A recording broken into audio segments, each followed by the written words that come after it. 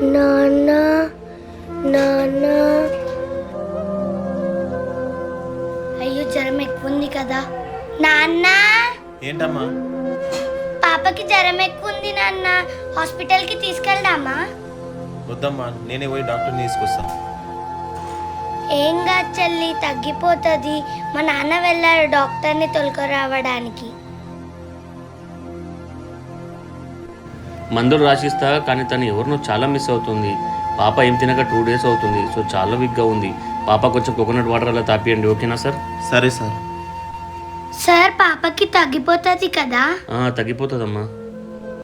భవిక, నాన్న, అమ్మా నా పాప ఎక్కడుందమ్మా? అమ్మా నా పాపకు నాకు ఇచ్చేయండి అమ్మా. భవిక, నాన్న భవిక.